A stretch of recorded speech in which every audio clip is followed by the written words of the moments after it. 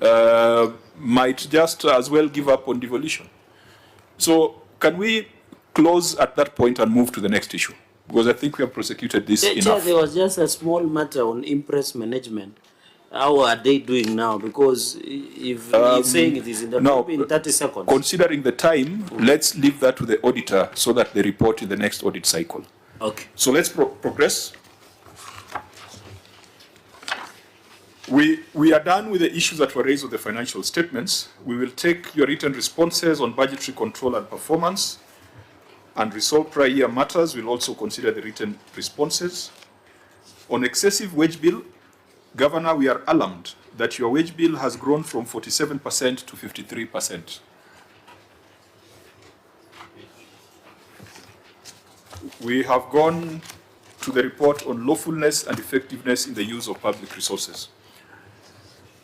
Now, as we had said at the beginning, we were concerned about how you manage your human resource. If 53% of your expenditure goes to employees, you have seen some of the gaps, unremitted statutory remittances, lapses or gaps in insurance coverage for staff. If there's something you must do, Governor, to stabilize your county is to change the way the human resource is managed. And you have indicated that you now have a public service board. You have indicated that, did you say the HR director was here? The HR director ought to have been here because that is the professional. That is a person who is a subscriber to a professional body. And we would be declaring her unfit to be a member, her or him, unfit to be a member of a professional body. When you have such issues. Issue number one, excessive wage bill, HR. Number two, lack of ethnic diversity, HR. Number three, employees on long-term probation, HR. Number four, recruitment without approved staff establishment, HR. Number five, failure to reserve employment positions for persons living with disability, HR. Number six, non-adherence to the 1/3 basic payroll, HR. Number seven, employment of staff on contract without gratuity, HR. 7 issues touching on the HR function. Now, unless you want us to go through specific issues, but I would like perhaps, if we are going to take your written responses, but get your comment on the measures you're putting in place to address all these issues that keep recurring in Bungoma on human resource. Thank you, Chair. I think one of the issues, if you look at our response, was a court order that said, some casuals had gone to court, and the court ruled that they all be absorbed and put on permanent and pensionable. So that became difficult. We tried to argue our case in court, but we didn't succeed. So that has brought a bit of a problem.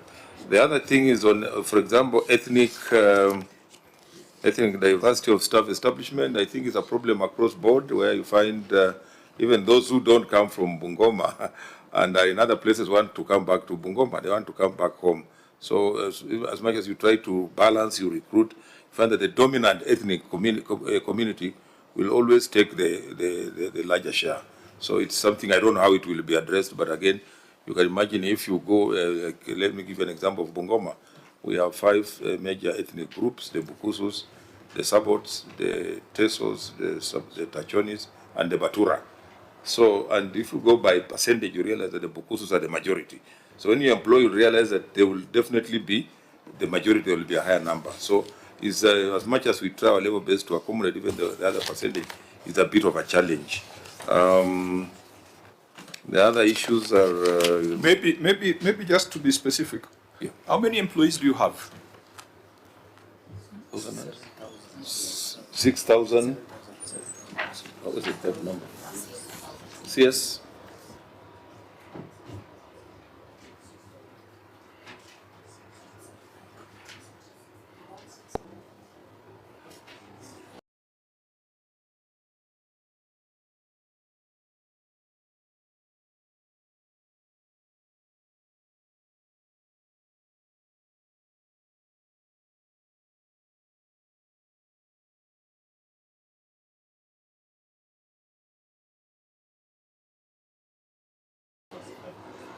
You see, We do, yes. under your staff establishment, what is the ideal number of employees that you require to deliver services? You can answer that. CS?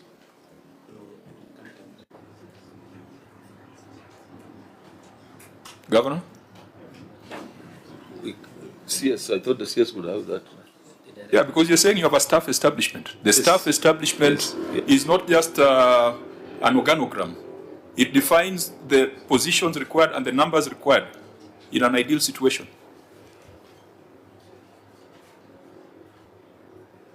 Governor, you have submitted on oath that you have a staff establishment, so that information ought to be there. We can provide it. The director, human resource, should have been here to provide that information. The county secretary is the head of the county public service. If you chose not to come with HR director, the county secretary will take the arrows. How can you not know the content of your staff establishment? Has it been approved by the cabinet? Has the staff establishment been approved by the cabinet? It was approved.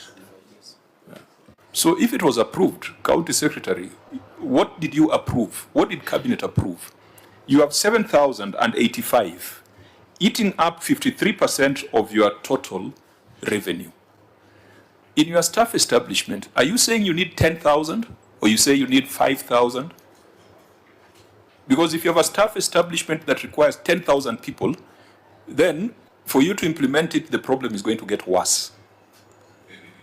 So this is a question that I think CC level, governor level, it's a question that you must be able to address. What is your ideal number of employees as per your staff establishment?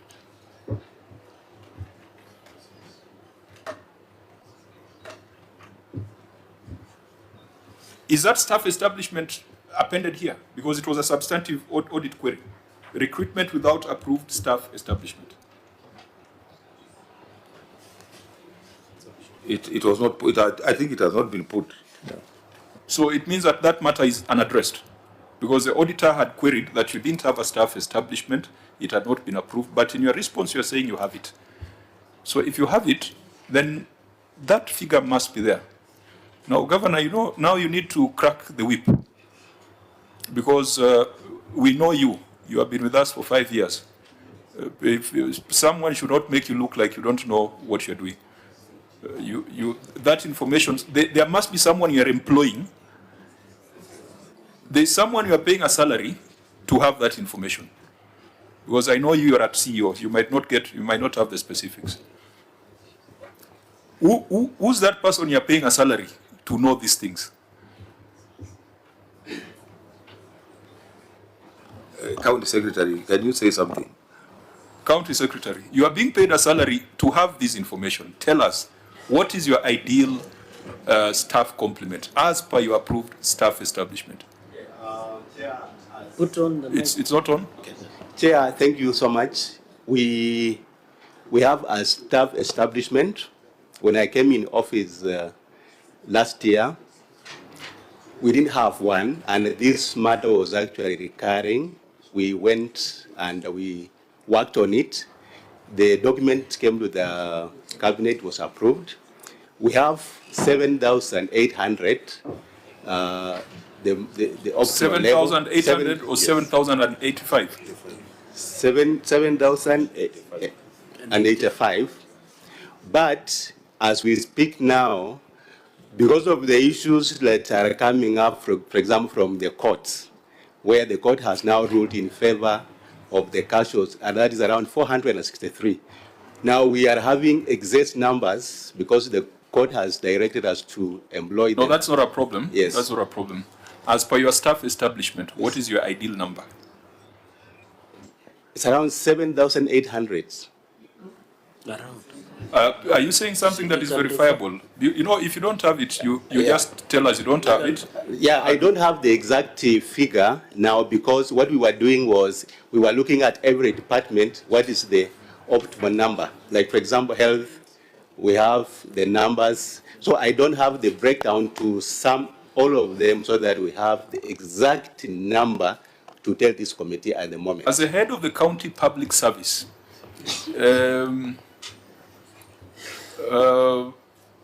isn't it alarming that you do not know your ideal county public service? That's an oversight, Chair. I think I will familiarize myself with the total numbers from all the departments now. Yeah, I think in your role, that's a number you should be working with everywhere you go. Chair, Sen.Cherargei? so you are saying sometimes last year you did staff establishment, but the year under review, you employed 642 without staff establishment. What were your basis that you are doing this employment, yet you have indicated on record that you had already through the cabinet the approval of staff establishment? So who are these 642? Is it part of the people who are casuals? Because, Chair, if you look at in the reports, that there were 694 employees serving on probation for a long period, up to 20 years. So these 642, were they new ones, or was an addition of 694 employees who are uncasual? Number one. Number two, what was the basis of the court order that you got? And then number three, this staff establishment and segregation of staff. These 7,085 chair, are they in permanent and pensionable terms, or the others who are on casual? If you can answer those three questions, Chair, would it be not? And finally, maybe the MCAs, with this staff establishment, when you did the audit, were you able to see this document? Because it's just a document that should be provided.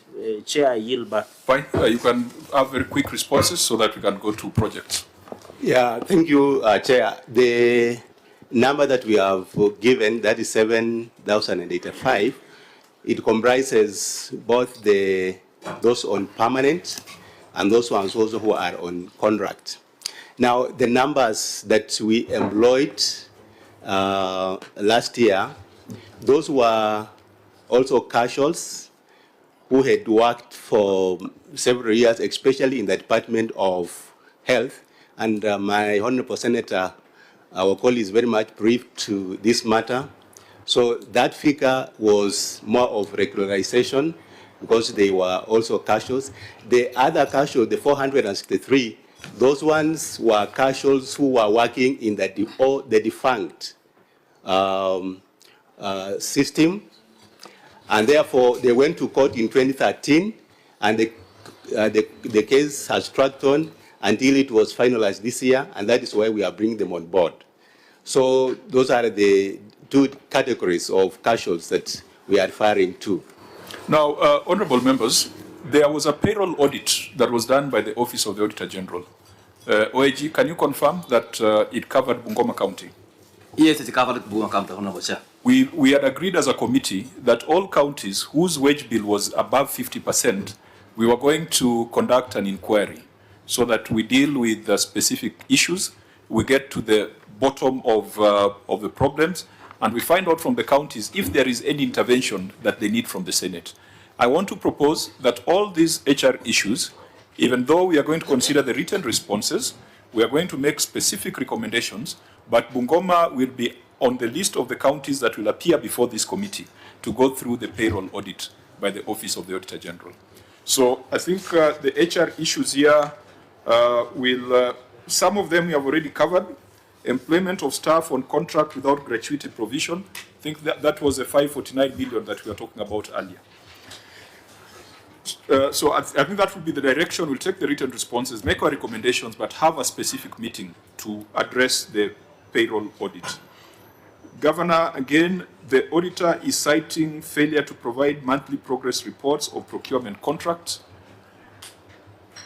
The person you pay a salary to provide monthly progress report, who is that person?